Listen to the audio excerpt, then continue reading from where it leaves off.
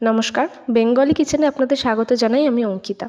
আজ আপনাদের এমন একটা রেসিপি দেখাবো যা আমি আজ থেকে প্রায় 15 বছর কি 14 বছর আগে শিখেছিলাম একটা রান্নার বই থেকে। বলতে পারেন সেটা আমার হাতে খড়ি। তো সেই সিগনেচার ডিশটাই আমি আজকে আপনাদের দেখাতে চাই। বই বা লেখিকার নাম কোনোটাই আমার মনে নেই, তবে রেসিপিটা সত্যিই খেতে অসাধারণ। সব রকম কম্বিনেশন থাকে। জানি না এই রান্নার কী নাম দেব, আপনারাই ভেবে বলবেন। চলুন তাহলে দেখে নিই কী কী লাগছে। প্রথমে একটা বাটি বসাবো, তার মধ্যে দিয়ে দেবো জল। জল গরম হয়ে উঠলে দিয়ে দেবো ডিম।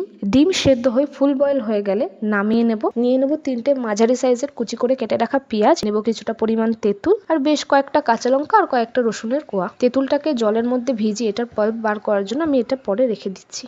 ততক্ষণ আমরা শিলে সর্ষেটা বেটে নিই, একটু নুন, কাঁচা লঙ্কা আর হলুদ দিয়ে। ভালো করে পেস্ট করা হয়ে গেলে সাইডে রেখে দিয়ে ডিমটা বয়েল হয়ে যাবে, ততক্ষণ নামিয়ে খোসাগুলো ছাড়িয়ে লম্বা লম্বা কাট মেরে নেব, যাতে ডিমের মধ্যে নুন আর মশলাটা ভালো করে ঢোকে।